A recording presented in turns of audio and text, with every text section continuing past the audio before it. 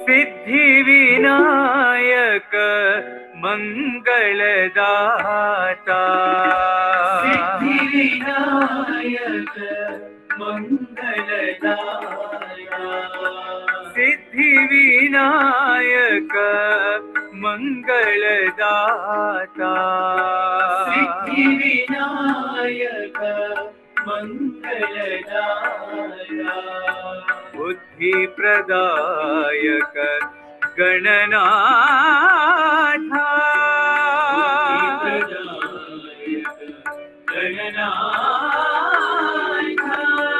बुद्धि प्रदायक गणनाथा,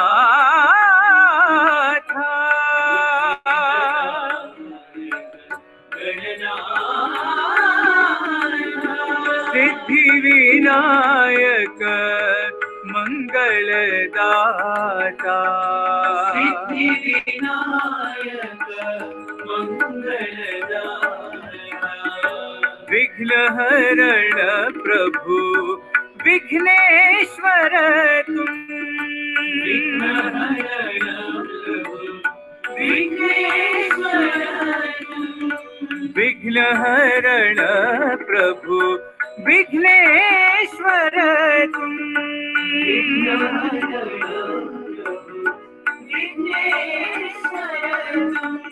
गौरी नंदन हे जगवंदन, गौरी नंदन हे जगवंदन, गौरी नंदन हे जगवंदन,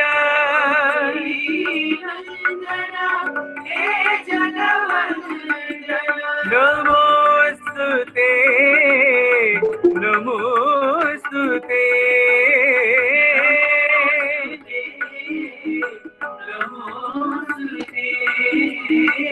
नमोस्तुते नमोस्तुते,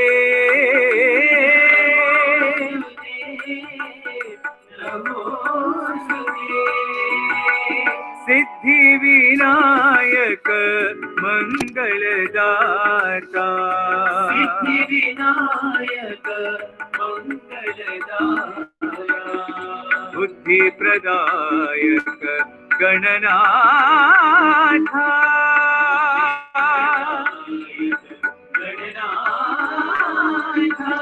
सिद्धि विनायक मंगलदाता, सिद्धि विनायक मंगलदाता, विघ्नहरण प्रभु विघ्नेश्वर तुम, विघ्नहरण प्रभु विघ्नेश्वर तुम, गौरी नंदन हे जगवंदन, हे जगवंदन, नमोस्तुते नमोस्तुते,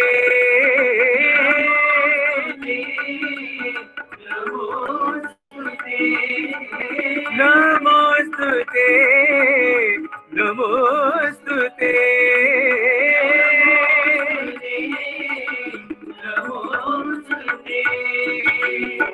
सिद्धि विनायक मंगलदाता,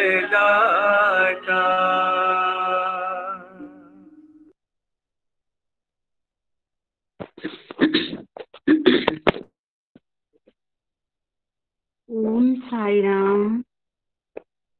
भगवान बाबा के पावन चरणों में कोटि कोटि प्रणाम एवं आप सबके हृदयवासी श्री भगवान के चरणों में हमारा नित्य निरंतर नमन।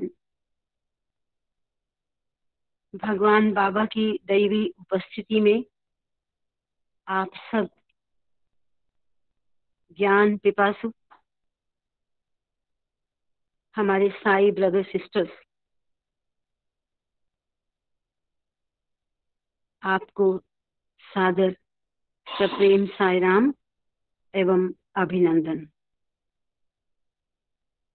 एवं भगवान बाबा के चरणों में हमारी विनम्र प्रार्थना कि वह साई सरस्वती माँ हमारे हृदय में उन शब्दों और अर्थों को प्रतिपादित करे, अभिव्यक्त करे, स्पष्ट करे जो स्वयं उसने हमारे लिए लिखे हैं।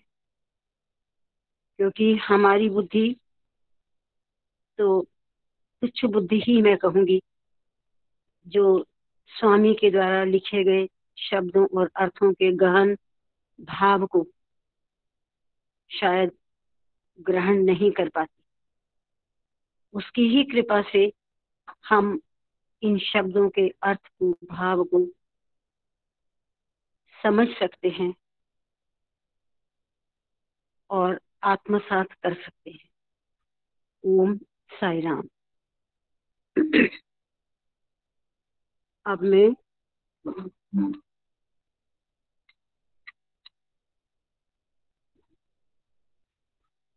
अगला सूत्र है प्राणस्तथानुगमात्। इस सूत्र के साथ आगे बढ़ने से पहले मैं पिछले सूत्र ज्योतिष चरणाभिधानात्, इसको मैं थोड़ा सा और आपके साथ शेयर करना चाहूंगी, स्पष्ट करना चाहूंगी, क्योंकि उस दिन थोड़ी नेट की समस्या थी, एक दूसरे की आवाज हम सुन नहीं पा रहे थे। ज्योतिष चरणाभिधानात्, ज्योतिष चरण, ये जो शब्द है ज्योतिष चरण, ये ब्रह्म के लिए, परम पिता परमात्मा का जो वाचक शब्द ब्रह्म है, जिससे सृष्टि उत्पन्न होती है, जो इस सृष्टि का पालन पोषण करता है और अंत में जिसमें इसका लय होता है, उस परब्रह्म परमात्मा का वाचक शब्द है ज्योतिष चरण। उपनिषदों में ऐसे ब्रह्मचरण, ज्योतिष चरण शब्द उस परम पिता परमात्मा ब्रह्म के लिए प्रयोग में आए हैं।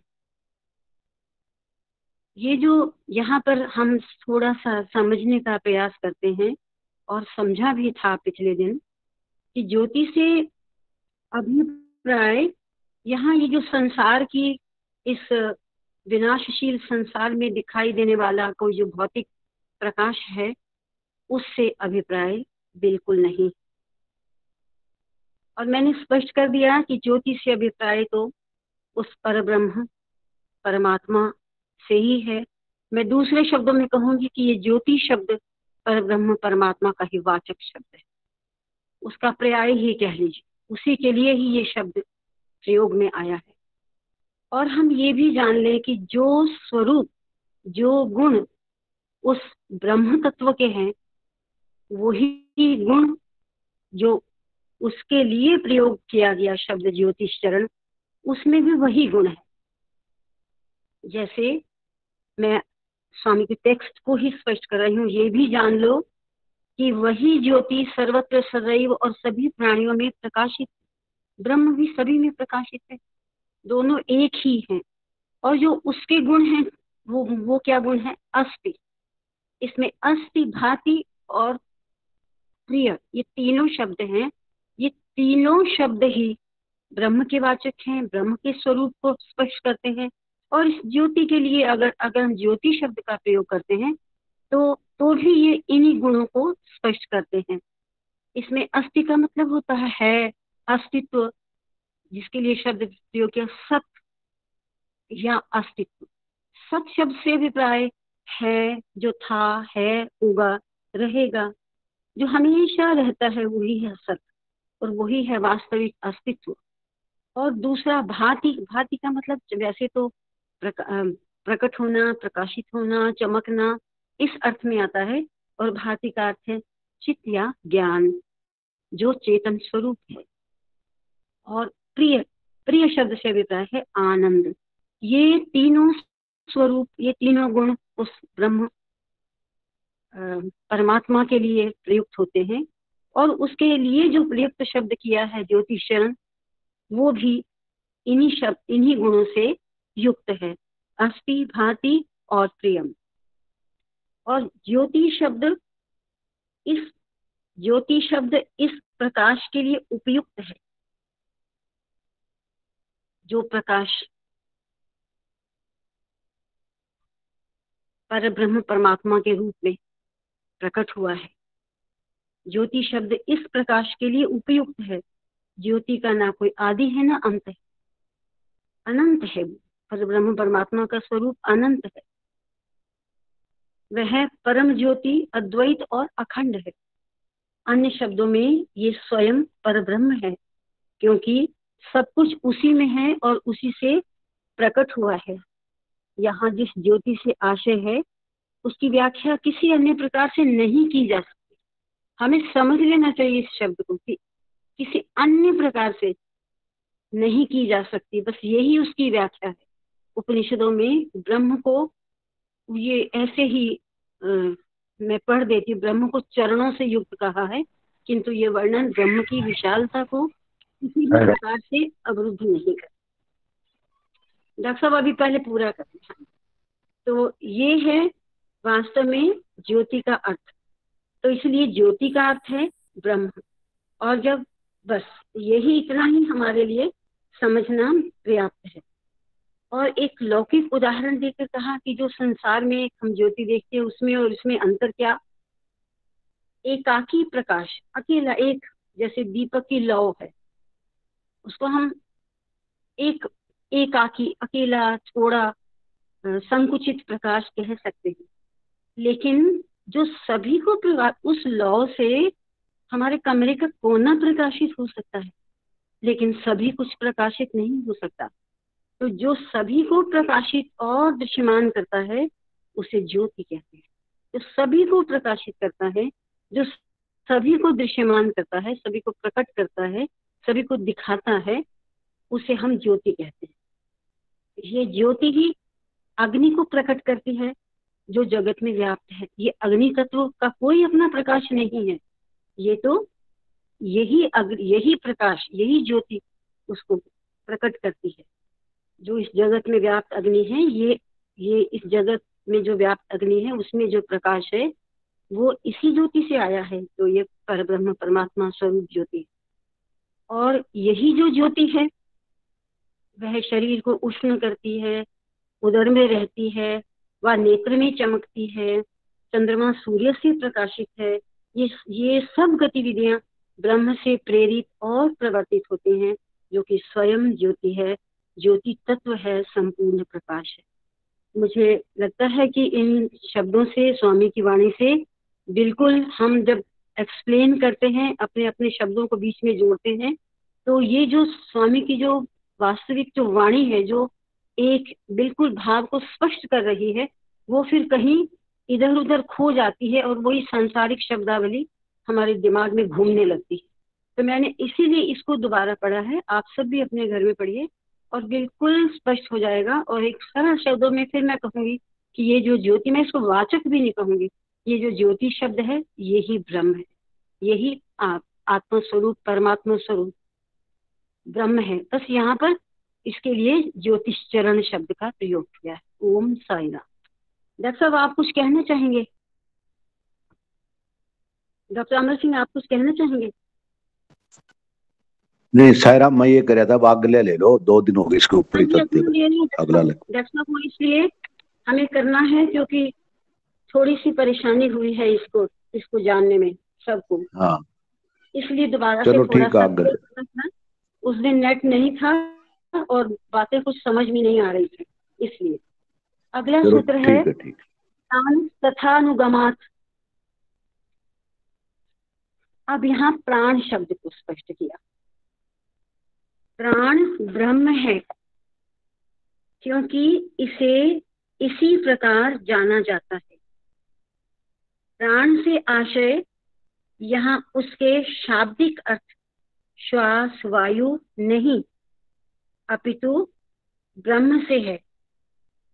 प्राण का अर्थ प्रायः पंच प्राणों के अधिष्ठाता देवताओं, जिन पंच प्राणों की बात होती है उन पंच प्राणों के 5 अधिष्ठाता देवता हैं, लेकिन यहाँ स्पष्ट किया कि प्राण का अर्थ प्रायः। साईराम, आवाज नहीं आ रही है। अभी भी नहीं आ रही है? अब आ रही है? आ रही है। हाँ, नेट तो बिल्कुल क्लियर है। आ अब रही आ है, रही बिल्कुल क्लियर है जी, हाँ, क्लियर। हाँ हाँ, हमारा नेट भी बिल्कुल क्लियर है। आ रही है, इनका नेट नहीं होगा। क्लियर है। हाँ जी।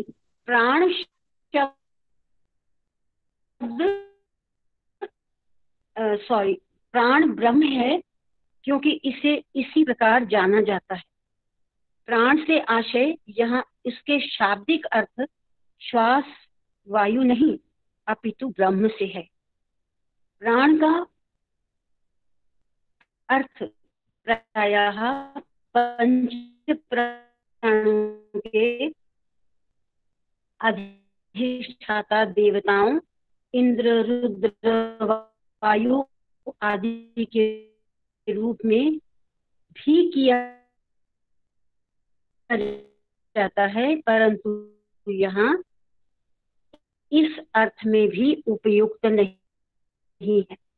जिन 5 प्राणों की बात होती है उन 5 प्राणों के अधिष्ठाता देवता भी हैं इंद्र आदि, तो लेकिन इससे भी यहाँ पर अभिप्राय प्राण से नहीं है, और ना ही सांसारिक अर्थ है जो श्वास वायु इत्यादि चलती, उससे भी नहीं। अब आगे इसमें एक कथा है कि एक बार प्रतर्गन नामक एक साधक इंद्र के पास गया और उनसे उस तत्व के विषय में बताने की प्रार्थना की। उस तत्व के विषय में बताने की प्रार्थना की जो मनुष्य के लिए सर्वाधिक लाभकारी हो। प्रार्थना की उसने। इंद्र ने उससे कहा कि वह परमेश्वर को जीवन जाने और उनका ध्यान प्राण के रूप में करे। तो इंद्र ने उनसे क्या कहा कि वह परमेश्वर को जीवन समझे और उनका ध्यान जो है वो प्राण के रूप में करे, कि प्राण के रूप में ही परमेश्वर है। प्राण की परिभाषा करते हुए और उसकी महिमा की व्याख्या करते हुए इंद्र ने उससे कहा, इस प्राण को प्रज्ञात्मा के तुल्य माना जाता है। प्रज्ञात्मा सा एष प्राण प्रज्ञात्मा, ये आनंद अजर और अमर है। आनंदो अजरो अमृतः, अर्थात प्राण आनंद स्वरूप है, अजर है और अमृत है। ये शिक्षा है, ये ब्रह्म के लक्षण हैं। सामान्य अर्थ में प्राण के नहीं है, ये ब्रह्म के लक्षण है। सामान्य अर्थ में ये प्राण के, केवल प्राण से अगर हमारा अभिप्राय हो तो प्राण से नहीं है। प्राण तो ब्रह्म को मन के लिए गम्य बनाने हेतु एक प्रतीक मात्र है। प्राण तो ब्रह्म को मन के लिए गम्य बनाने के लिए, सुगम बनाने के लिए, बनाने के हेतु एक प्रतीक मात्र है। वह कौन सा तत्व है जिसे मनुष्य को जानना और प्राप्त करना सर्वाधिक हितकारी है? ब्रह्म ही स्रोत, सार और पालक है।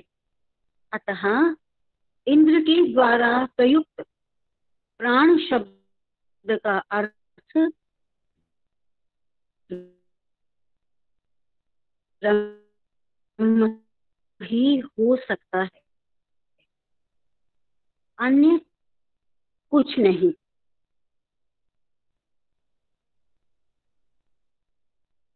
शब्द के स्थूल अर्थ को छोड़ना और सूक्ष्म अर्थ को पकड़ना है। सामान्यतया मनुष्य धन, सत्ता और कीर्ति को सबसे आवश्यक मानते हैं और इन्हें प्राप्त करने के लिए सभी साधन अपनाते हैं। इस प्रयास में मनुष्य अपने अमूल्य मानवीय गुणों को व्यर्थ नष्ट कर देते हैं। मैं यहाँ से दोबारा पढ़ती हूँ। सामान्यतया मनुष्य धन, सत्ता और कीर्ति को सबसे आवश्यक मानते हैं और इन्हें प्राप्त करने के लिए सभी साधन अपनाते हैं। इस प्रयास में मनुष्य अपने अमूल्य मानवीय गुणों को व्यर्थ नष्ट कर रहा है।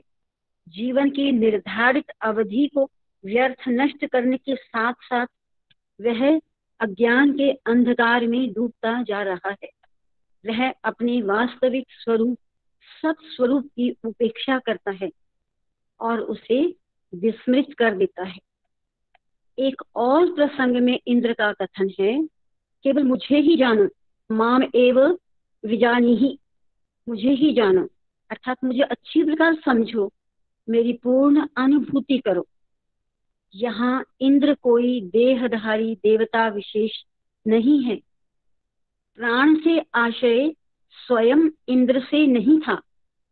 तर्क किया जा सकता है कि ध्यान का विषय प्राण या इंद्र कोई भी हो सकता है, क्योंकि इंद्र प्राण है और प्राण ही इंद्र है। दूसरे शब्दों में इंद्र प्राण का वाचक और प्राण इंद्र का वाचक शब्द है। ये ब्रह्म नहीं हो सकता, ये निष्कर्ष सही नहीं है। प्राण का अर्थ है केवल ब्रह्म और कुछ नहीं। केवल मुझे जानो, इसे कुछ लोग श्रोता को ये निर्देश मानते हैं कि उस ब्रह्म को जानो जो मेरी वास्तविकता है, मेरा सत्य है, मेरा हृदय है। अतः इंद्र के द्वारा प्रकर्दन को शिक्षा देते समय प्रयुक्त शब्द से आशय ब्रह्म से है। प्राण ब्रह्म ही है। सामान्य सांसारिक अर्थ में प्राण और इंद्र परस्पर संबद्ध हैं, दोनों एक ही जुड़े हुए। आध्यात्मिक विवेचन में भूमा शब्द का अर्थ है विराट। आध्यात्मिक विवेचन में भूमा विराट ब्रह्म को वर्णित करता है। भूमा शब्द आया है वेदों में, ये विराट ब्रह्म को वर्णित करता है, जिसका अर्थ है असीम, जगत से भी परे। टीकाकारों ने इन सूत्रों के सामान्य एवं गहन दोनों अर्थों का विवेचन कर इस बात को स्पष्ट करने का प्रयास किया है कि वे एक ही तत्व को बतलाते हैं। उनके अनुसार प्राण और ब्रह्म एक ही सिक्के के दो पहलू हैं। उन दोनों में अविनाभाव संबंध है। अतः केवल ब्रह्म का ही चिंतन करना है, किसी अन्य का नहीं। यहाँ ये बिल्कुल स्पष्ट कर दिया कि प्राण और ब्रह्म एक ही हैं। शास्त्र दृष्टिया तो उपदेश वामदेववत, उपदेश जो है वो शास्त्र सम्मत है। शास्त्र दृष्टिया, शास्त्र की दृष्टि से, अर्थात उपदेश शास्त्र की दृष्टि से किया गया, अर्थात शास्त्र सम्मत है।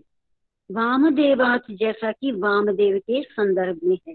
ये ऋषियों के नाम है। ऋषि वामदेव के वचन शास्त्र सम्मत हैं। उन्हें ब्रह्मास्मि, मैं ब्रह्म हूँ, तत्वमसि, तुम तत्वमसि, तुम वह अर्थात ब्रह्म हो, प्रज्ञानम ब्रह्म, ब्रह्म प्रज्ञान है, अयम आत्मा ब्रह्म, ये आत्मा ब्रह्म है। वामदेव ने इन शास्त्रोक्त उपदेशों पर चिंतन कर अपरोक्ष ब्रह्म ज्ञान प्राप्त किया। उन्होंने अहम ब्रह्मास्मि, मैं ब्रह्म हूँ के सत्य का ध्यान किया। और जब इंद्र कहते हैं कि केवल मुझे जानो, तो वास्तविक मैं ब्रह्म का अर्थ प्राण नहीं है। सत्य की अनुभूति से पूर्व वामदेव भी प्राण को इंद्र का पर्याय मान सकते थे। मानो, क्योंकि इंद्र शब्द का प्रयोग किया है, इंद्र ने कहा कि मैं प्राण हूं, तो वो पर्याय इंद्र का मान सकते थे। लेकिन सत्यानुभूति के पश्चात उन्होंने कहा अहम मनुरभवम। सत्यानुभूति के पश्चात ये जो पौराणिक कथा है, वामदेव इत्यादि ये जो संदर्भ आए हैं, तो ये तो सारा विस्तार पूर्वक तो ब्रह्म सूत्र में ही होगा इसका वर्णन। सत्यानुभूति के पश्चात उन्होंने कहा अहम मनुरभवम, कि मैं तो मनु हूँ, मनु था मैं, और सर्वात्मकम, मैं सर्व आत्मकम, मैं सब में आत्म स्वरूप में सब कुछ हूँ। इसी प्रकार पूर्ण ज्ञान रखने के कारण इंद्र ने ब्रह्म को प्राण के रूप में बताया। इस प्रकार पूर्ण ज्ञान रखने के कारण इंद्र ने ब्रह्म को प्राण के रूप में बताया। इसमें कोई असंगति नहीं है। वास्तव में ब्रह्म को किसी भी रूप में वर्णित किया जा सकता है, क्योंकि सब कुछ ब्रह्म है, सर्वम ब्रह्म, सत्यम ज्ञानम अनंतम ब्रह्म। ब्रह्म सत्य, ज्ञान और अनंत है। सत्यम ज्ञानम अनंतम ब्रह्म। अंतः, अतः, ये अंतः शब्द, अतः अनुभव की इन अभिव्यक्तियों के अनुरूप हर वस्तु ब्रह्म का प्रतीक और स्वरूप हो सकती है। सभी वस्तुएं ब्रह्म का ही रूप हैं। आभूषणों के अनेक नाम रूप ग्रहण करने के पश्चात भी स्वर्ण अपनी प्रकृति नहीं खो देता, सोना सोना ही रहता है। दृश्य जगत के अनेक नाम रूपों, नाना प्रकार की विविधताओं में मनुष्य को भ्रमित नहीं होना चाहिए। अनेकता में निहित वास्तविकता को जान लेने पर ब्रह्म को आदि कारक, ब्रह्म को क्या मानना है? आदि कारक, आधार, लक्ष्य, सब कुछ समझना संभव हो जाता है। वो लक्ष्य भी है, आधार भी है, कारक भी है। इंद्र नामक देवता को ब्रह्म नहीं समझना चाहिए। जन्मादि अस्य यतः, जन्माद्यस्य यतः, ये पहला सूत्र था कि जिससे इस जगत की उत्पत्ति हुई है। ये इस सूत्र का अर्थ है। जिस सूत्र से इस विवेचन का आरंभ हुआ उसके अनुसार ब्रह्म ही समस्त जगत, आकाश व सभी शक्तियों का कारण है। अतः प्राण शब्द स्वयं ब्रह्म के लिए ही उपयुक्त होता है। बहुत सुंदर सरल शब्दों में स्पष्ट कर दिया कि यहाँ जो ब्रह्म शब्द है वो, जो प्राण शब्द है वो केवल मात्र ब्रह्म का ही वाचक शब्द है, इसके अतिरिक्त और किसी का नहीं। मैं डॉक्टर ज्ञानेश्वर खुराना जी से रिक्वेस्ट करूंगी कि आप इस विषय पर कुछ प्रकाश डालेंगे। ओम साईं राम। साईं राम। भगवान बाबा का बहुत बहुत आभार। आपने तो मेरी कल की कमी भी पूरी कर दी। कल वाला भी आपने कि भगवान प्रकाश रूप है, और आज आपने उसी को भी आगे बढ़ाते हुए कि भगवान प्राण रूप है। मैं इस पे अधिक तो कुछ नहीं कह सकता, पर संभवतः जहां हमें ले जाया जा रहा है वो वही है कि सर्वत्र सत्ता, मतलब ईश्वर ही है वो जिससे के सब सत्ता है। मतलब ईश्वर, सभी सत्ता जगत की वो ईश्वर में ही रोपित है, और जो भी हम वो ईश्वर से ही ड्रिवन है, और वो सब ईश्वर के ही एट्रीब्यूट्स है। तो इतना ही जी समझ पाया हूँ, अधिक कुछ नहीं कह सकता। क्षमा चाहता हूँ। ओम साई राम। हाँ जी, नहीं साई राम, आपने बिल्कुल विषय को संक्षेप में बिल्कुल स्पष्ट कर दिया कि इस सारे, अगर इस जगत के बाह्य जगत की दृष्टि से देखा जाए तो ये जो जगत, दृश्यमान जगत है, उसके पीछे जो रूट कॉज है वो केवल मात्र जिसको हम ब्रह्म कहेंगे। लेकिन आज उस ब्रह्म को प्राण शब्द से भी कहा तो वो प्राण भी कुछ अन्य और नहीं है। हमें अपने मन में किसी भी तरह की भ्रांति नहीं रखनी चाहिए कि प्राण से अभिप्राय केवल वो श्वास प्रक्रिया है कि जिससे हम सजीव हैं। वो प्राण भी उसी ब्रह्म का ही वाचक शब्द है। वाचक भी क्या कि वास्तव में प्राण भी ब्रह्म ही है। अब मैं डॉक्टर अमर सिंह जी से प्रार्थना करती हूँ कि आप भी इस विषय पर प्रकाश डालें। साई राम। साई राम जी। हाँ जी साई राम डॉक्टर। हाँ जी साई राम। साई राम। हाँ, साई राम। वैसे तो साई राम आपने बहुत ही क्लियर सारी बता दी बात। मैं यही कहना चाहूंगा, देखिए हमने ब्रह्म को जानने का प्रयत्न किया है। भगवान बाबा ने हमें विभिन्न रूपों में ब्रह्म के बारे में बताया है, और इस ब्रह्म के बारे जी में कई अलग अलग ज्ञानी हुए हैं, जो वेद ज्ञाता हैं, ब्रह्म ज्ञानी हैं, उन्होंने भी अपने अपने विचार प्रकट किए, लेकिन सब जी अंत में इसी सत्य पर पहुंचे हैं कि जो ये सारा संसार, ये सारी सृष्टि, ये सारा जगत, इस जगत के जितने ये 84 लाख योनियों में जीव, ये सब के सब ब्रह्म ही हैं, ब्रह्म का ही रूप है अलग अलग।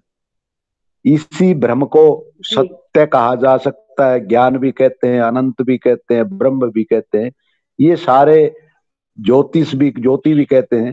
ये सारे उन्हीं के नाम हैं, जो अलग अलग जो ऋषि मुनि हुए, जो उनकी अलग अलग भावनाएं रही हैं, उनके अलग अलग भक्ति का लेवल रहा है, और उन्होंने जैसे जैसे अनुभव किया है उसके अनुसार ही उन्होंने ये सब कुछ अपनी अनुभूतियों को वर्णन किया है।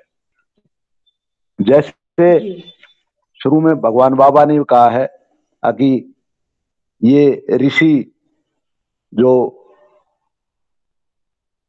गए थे अपने इंद्र के पास, प्रतापन।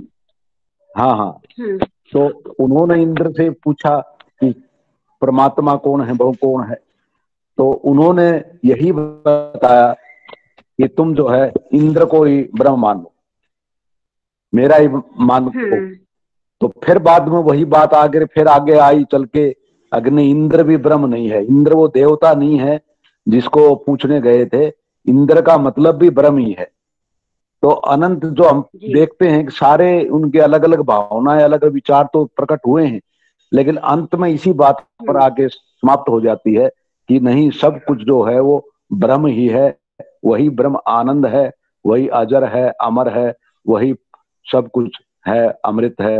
वो सारे नाम इन्हीं के लिए गए हैं। तो इसलिए जो तत्व, मेन तत्व जो है वो ब्रह्म के ऊपर ही है, कि जो सारे संसार जो है वो ब्रह्म का ही रचा हुआ है।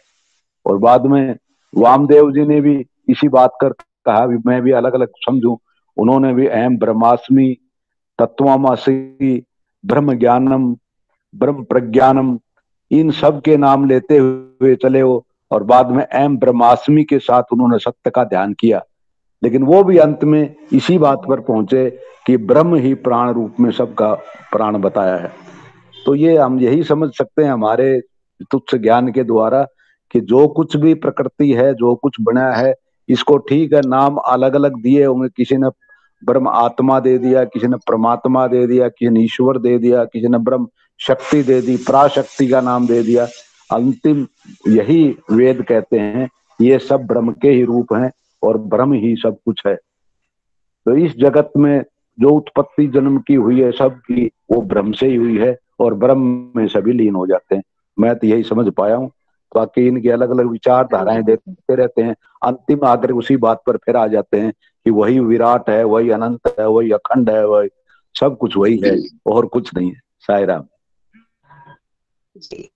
डॉक्टर साहब, वैसे तो अभी हमने कितना अभी पीछे भी पढ़ा ये वर्णन सारा, तो उसमें भगवान ने अलग अलग जो हमारे यहाँ दर्शन के सिद्धांत हैं उनके मतों को भी स्पष्ट किया है। और सच जानिए तो, क्योंकि मैंने तो कहा हमारी बहुत छोटी बुद्धि है, हमारी इतनी अनुभूतियां नहीं है कि हम बारीकी से इस ज्ञान को हम समझ पाए। लेकिन भगवान ने हमारे लिए ये सरल कर दिया। उन्होंने जो रास्ता हमें दिखाया वो बिल्कुल सरल सीधा रास्ता है। और यहाँ जो प्राण से शुरू किया, प्राण तथा अनुगमात, कि प्राण से शुरू किया। अच्छा, प्राण क्या है? हम जैसा इंसान को ये भी कह सकते हैं, अच्छा वो जो श्वास के रूप में चल रहे वो प्राण है, लेकिन उसको भी बिल्कुल भगवान ने स्पष्ट कर दिया कि वो जो श्वास के रूप में चलता है, यहाँ उससे अभिप्राय नहीं है, यहाँ तो प्राण शब्द से भी अभिप्राय उस परब्रह्म परमात्मा से ही, और कोई मत मतांतर नहीं, कोई सैद्धांतिक किसी प्रकार से कोई विवाद नहीं। बस हमें तो केवल सरल सीधा रास्ता भगवान के वचनों को पकड़ के और आगे बढ़ना चाहिए, और हमें कुछ विवाद में पढ़ना भी नहीं है, हमें कुछ शास्त्रार्थ नहीं करने कि क्या ठीक है क्या गलत है। हमारे लिए ठीक वही है बस जो हमें भगवान ने रास्ता दिखा दिया, और उस रास्ते पर ही हमें चलना है, उन वचनों को समझना है, आत्मसात करना है, और जो परब्रह्म परमात्मा जो इस सृष्टि का आदि कारण है, जिसके लिए अनादि कहा, जिसके लिए स्वयंभू कहा, बस उसके स्वरूप को हमें भगवान ने जैसे समझाया उसके अनुरूप ही समझते हुए हम आगे बढ़ें, और अपनी साधना में भी इसी भाव को लाएं कि वो जो ब्रह्म, अगर ये प्राण है तो वो ब्रह्म ही है, वो परमपिता परमात्मा ब्रह्म है। और उन्होंने उदाहरण देकर कहा, वामदेव का, ऋषि वामदेव का उदाहरण दिया कि हमारे शास्त्रों में, उपनिषदों में, वेदों में तरह तरह से उस ब्रह्म के स्वरूप का वर्णन आता है। कहीं तो आएगा अहम ब्रह्मास्मि, कहीं आएगा प्रज्ञानम ब्रह्म, कहीं आएगा अयम आत्मा ब्रह्म, कहीं आएगा अहम ब्रह्मास्मि, इत्यादि इत्यादि। बस उन्होंने तो केवल इन वाक्यों के आधार पर ही चिंतन करते हुए, मनन करते हुए, ध्यान करते हुए, और अंततः उन्होंने परम जो अपना ध्येय था ब्रह्म के स्वरूप को उन्होंने पा लिया। ओम साई राम। और हम अगला चैप्टर शुरू करते हैं। डॉक्टर साहब आपने कुछ कहना? एक मिनट और बताओ। आप कुछ कहना? हाँ जी हाँ जी। मैं सारा ये कहना, देखो अगर मोटे रूप में हम सार समझें प्राण का और ब्रह्म का, तो जब तक हमारे शरीर में प्राण है तो ये जीवित है, और जिस समय प्राण निकल जाता है तो ये शव बन जाता है। तो वो प्राण ही इसको चला रहा है, प्राण निकलने के बाद ये शव है, तो वही ब्रह्म है। अगर वो है उपस्थित हमारे अंदर तो हम कार्य कर रहे हैं, अगर वो हमारे अंदर उपस्थित नहीं है, निकल गया, तो फिर हम शव बन गए। मोटी ही मैं समझता हूँ ये बात हम जान ले इसी से। साई राम जी। हाँ जी बिल्कुल। साई राम जी। साई राम। साई राम। अगला। हाँ जी साई राम जी। आप संक्षेप में कर देना क्योंकि अगला सूत्र पढ़ना है हमें। हाँ जी साई राम। श्री साई राम। भगवान बाबा के पावन चरणों में मेरा कोटिशय प्रणाम, और आप सबके भगवान को मेरी प्यार भरी साई राम। यहाँ मैं संक्षेप नहीं करूंगी कि प्राण शब्द जो आया है ये ब्रह्म का ही वाचक है, क्योंकि अभी कल हमने पढ़ा कि ये ज्योति वो क्या है, वो भी ब्रह्म का ही वाचक है। तो ये जो शब्द है ब्रह्म का ही वाचक सिद्ध होता है और किसी का नहीं, क्योंकि शुरू में जो प्रत्र दंड ने परम पुरुषार्थ रूप वर मांगा था, उसके लिए ये बड़ी ही भलाई पूर्ण जो इंद्र के उपदेश में कहा हुआ प्राण जो है वो ब्रह्म ही है, क्योंकि ब्रह्म ज्ञान से बढ़कर कोई दूसरा उपदेश हित पूर्ण हो नहीं सकता।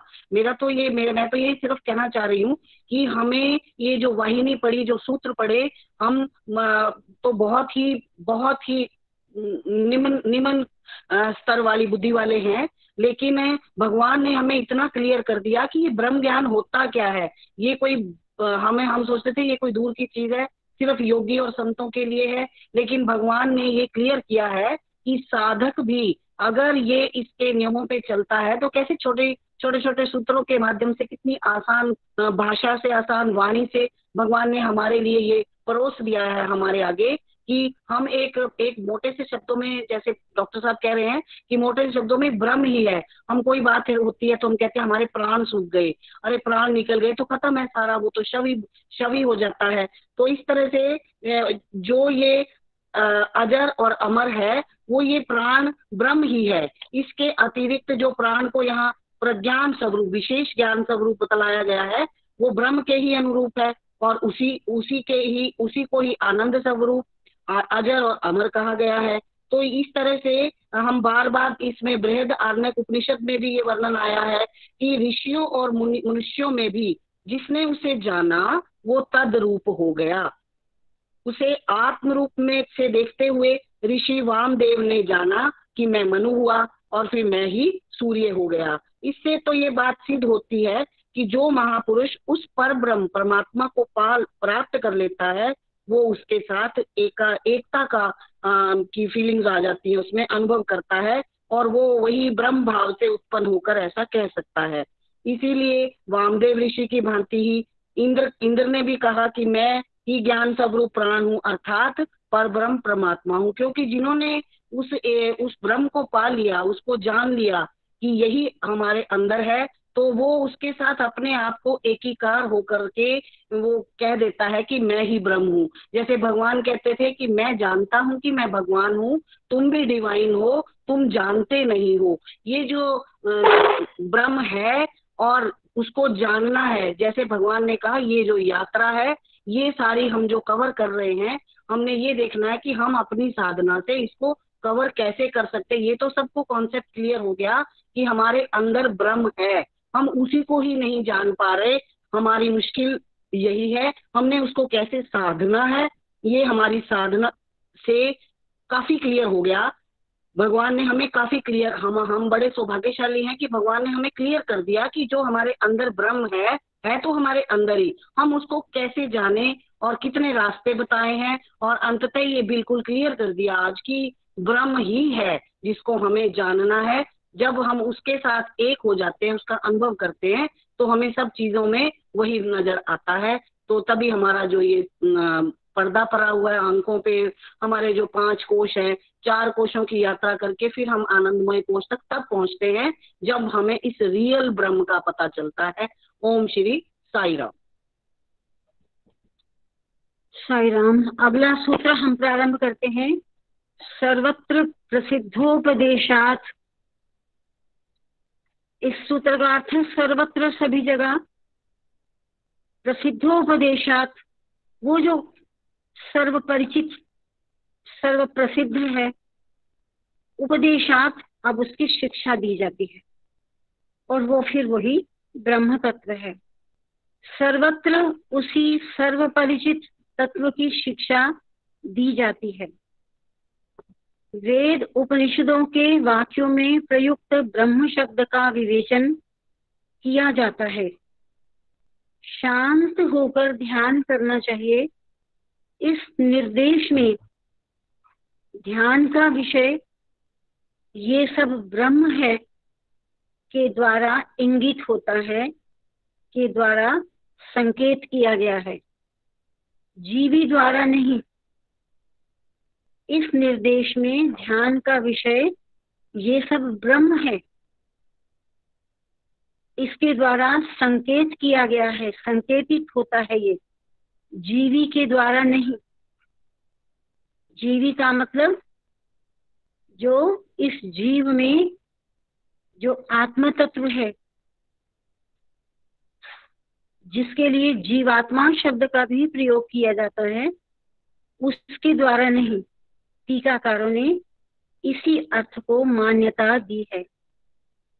सर्वम खल्विदम ब्रह्म, ये वाक्य वेदों का ही वाक्य है। सर्वम खलुजमा इदम ब्रह्म, कि ये सब कुछ, इदम का अर्थ है ये और खलु का अर्थ निश्चय ही, ये सब कुछ ब्रह्म ही है। इस सूत्र के साथ उपनिषद में ध्यान करने के निर्देश का आरंभ होता है। इसी सूत्र के साथ उपनिषद में ध्यान करने के निर्देश का आरंभ होता है। श्रुति या वेद के अनुसार जगत या सृष्टि ब्रह्म है। चूंकि ये ब्रह्म से प्रकट होती है और ब्रह्म में ही लय होती है, ये ब्रह्म से भिन्न या पृथक नहीं है। जब ये, मैं फिर इसको पढ़ देती हूँ कि जब ये छोटा सा ये सूक्ति जो वेदों की वैदिक सूक्ति है, सर्वम खलविदम ब्रह्म, ये सब कुछ ब्रह्म है, जब ये बात की जाती है, जब ये कहा जाता है, तो इसी सूत्र के साथ उपनिषद में ध्यान करने के निर्देश का प्रारंभ होता है कि श्रुति या वेद के अनुसार जगत या सृष्टि ब्रह्म है, सब कुछ ब्रह्म है, तो इसमें जगत या सृष्टि भी ब्रह्म है। क्योंकि ये ब्रह्म से प्रकट होती है और ब्रह्म में ही इसका लय होता है, ये ब्रह्म से भिन्न या पृथक नहीं है। रुचि अरुचि, प्रेम घृणा आदि द्वंद्वों के बिना देखने पर सभी रूप, सभी परिणाम, सभी कारण केवल ब्रह्म के रूप में अनुभूत होते हैं। अगर और व्यापक स्तर पर इसको देखा जाए, चिंतन किया जाए, तो रुचि भी अरुचि भी, कहीं रुचि है तो कहीं नहीं है, कहीं प्रेम है तो घृणा है, कहीं आदि द्वंद्वों के बिना देखने पर भी वो इनको, इन द्वंद्वों को, ये है ये नहीं है द्वंद्व, इन द्वंद्वों के बिना देखने पर सभी रूप, सभी परिणाम, सभी कारण केवल ब्रह्म के रूप में अनुभूत होते हैं। परंतु प्रेम घृणा रुचि अरुचि द्वारा प्रभावित होने पर हर रूप, हर परिणाम और कारण एक दूसरे से भिन्न प्रतीत होता है। अतः ये शिक्षा दी जाती है कि शांत होने के बाद ध्यान करना चाहिए। भावनाएं शांत और संतुलित होने पर अनेक रूप एक दिखाई देते हैं। उद्वेलित मन में एक दृष्टि संभव नहीं है, वहां तो ये द्वंद्व होंगे ही, रुचि भी होगी अरुचि भी होगी, प्रेम भी होगा घृणा भी होगा, इत्यादि इत्यादि। तो उद्वेलित मन में, जो मन अपने आप में ही परेशान है, उद्विग्न है, उद्वेलित मन में एक दृष्टि संभव नहीं है, ये विपरीत दिशाओं में दौड़ता है। अतः ये जगत, प्रकृति या सृष्टि को ब्रह्म से पृथक देखता है। जब उद्वेलित मन में कुछ टिकाव संभव नहीं, तो ये विपरीत दिशाओं में दौड़ता है ये मन। अतः ये जगत, प्रकृति या सृष्टि को ब्रह्म से पृथक देखता है, तब ये ब्रह्म का स्वरूप नहीं दिखाई देता। ऐसी दृष्टि भिन्नता उत्पन्न करती है। शांत दृष्टि एकता प्रदर्शित करती है।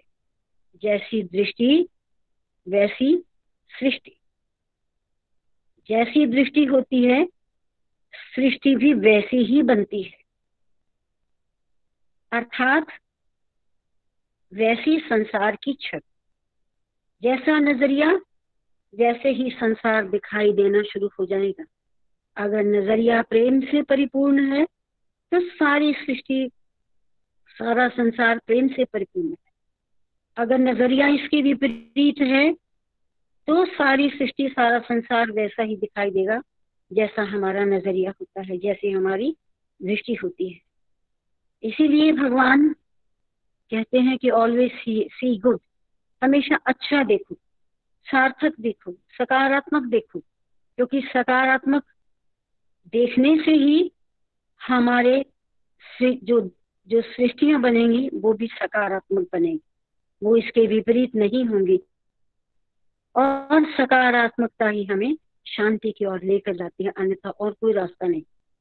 परिवार का मुखिया एक व्यक्ति ही होता है, परंतु उसे परिवार का हर सदस्य भिन्न दृष्टि से देखता है।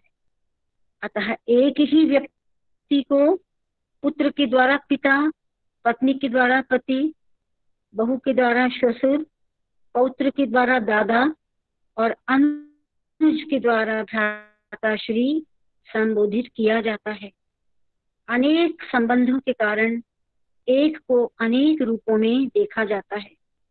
इसी प्रकार साधना के भिन्न स्तरों पर पहुंचे साधकों और चिंतकों के द्वारा एक सत्ता को भिन्न भिन्न नाम रूपों में व्यक्त और अनुभव किया जाता है, जबकि सत्ता तो वह एक ही है। भगवान ने लौकिक उदाहरण, सांसारिक उदाहरण देकर कितना अच्छा स्पष्ट कर दिया कि एक घर का मुखिया वो किसी के लिए पिता है, किसी के लिए वो दादा है, किसी के लिए ससुर है, किसी के लिए भ्राताश्री है, इत्यादि इत्यादि। ठीक इसी प्रकार से साधकों और चिंतकों के द्वारा एक सत्ता को भिन्न भिन्न नाम और रूपों में व्यक्त और अनुभव किया जाता है, जबकि सत्ता तो वो केवल एकमात्र और वो ब्रह्म ही है। वही एकमात्र सत्ता है, परमपिता परमात्मा ही है वो। इसके अतिरिक्त साधना और श्रद्धा भावना में भेद से उस सत्ता के अनुभव में भी भिन्नता आती है। लेकिन और भगवान ने स्पष्ट किया कि इसके अतिरिक्त साधना और श्रद्धा भावना में भेद से, श्रद्धा भावना में ही कोई किसी प्रकार से हमारा कॉन्सेप्ट अलग है इत्यादि, उस सत्ता के अनुभव में भी भिन्नता आ जाती है। कोई आत्मा को मानता है, कोई सर्वशक्तिमान ईश्वर को, कोई सर्वव्यापी शक्ति को, तो कोई विराट पुरुष को भजता है, परंतु जीवी सर्वज्ञ सर्वशक्तिमान नहीं हो सकता।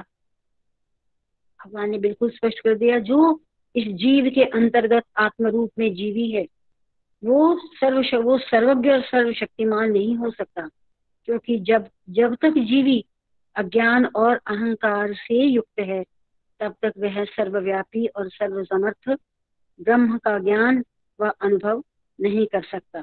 बस यही तो एक क्या कहना चाहिए, एक बंधन है जिसको काटने के लिए साधक साधना की ओर अग्रसर होता है।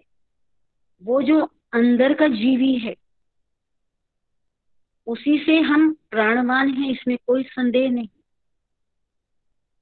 कान सुनते हैं, आंखें देखती हैं, हाथ पैर चलते हैं, वो एक शक्ति है।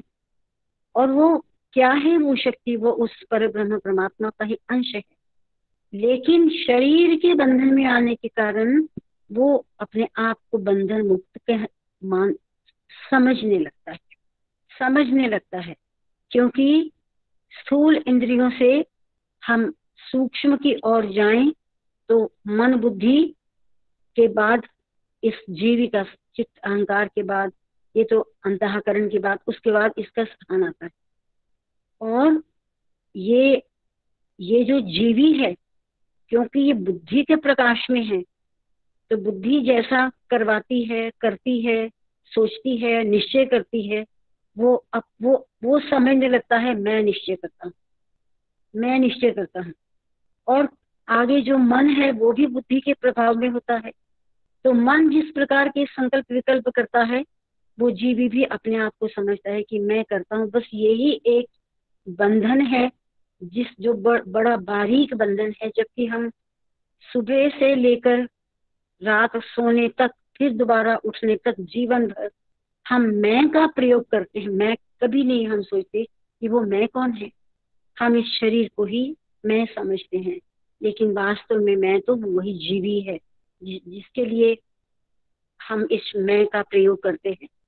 बस ये जो साधना करते हैं वो इसीलिए कर रहे हैं कि वो जो जीवी है वो मुक्त हो, इस बंधन से मुक्त हो, और अन्यथा तो वो उस परमपिता परमात्मा का ही अंश है। इसी बात को अहंकार की तरह से कहा भगवान ने कि जब तक जीवी अज्ञान और अहंकार से युक्त है तब तक वह सर्वव्यापी और सर्वसमर्थ ब्रह्म का ज्ञान या अनुभव नहीं कर सकता। ओम साई राम। डॉक्टर साहब 5 मिनट रह गए हैं, कुछ थोड़ा बहुत कहना है तो आप कीजिए स्पष्ट विषय को। आपने सारा क्लियर कर दिया है, बड़ा सिंपल था आज का चैप्टर, कोई इसमें डीप कॉन्सेप्ट नहीं है। बहुत बढ़िया आपने बहुत अच्छा वर्णन कर दिया है। हाँ जी, बस इतना ही है कि ये जो विषय है ये कोई सांसारिक विषय नहीं, ये ऐसा विषय है जो आत्मिक आनंद देने वाले विषय हैं। तो इसलिए ये स्वयं अनुभूति करने का है जी, सारा का सारा। हम स्वयं ध्यान में जाएं, उसको अनुभूति करें और उनकी कृपा हो तो हम ये सब कुछ स्वयं जान सकते हैं। इंस्ट्रूमेंट भगवान ने ऐसा बनाया है कि हम सब कुछ जान सकते हैं, लेकिन उसके लिए हमने प्रयत्न करना होगा, अपने आप को ट्रांसफॉर्म करना होगा, अपनी दिनचर्या चेंज करनी होगी, अपना विचार अपना संकल्प दृढ़ करना होगा, वो तीव्रता लानी होगी, तरफ लानी होगी उसको जानने की, तभी हम ये सब कुछ जान पाएंगे। मैं तो ये समझता हूँ सायरा जी। हाँ, 10 वर्षों पहले मैं जिनके श्री चरणों में बैठकर मैंने थोड़ा बहुत ज्ञान पाया वो थी खुराना की पूज्य माता जी। तो जब मैं उनके पास बैठी थी वो एक शब्द का प्रयोग करती थी, कहती थी गठड़ी खोलनी है, कैसी खोलनी है उनकी अपनी भाषा थी कि गठड़ी को खोलना है तो कैसे खोलना है।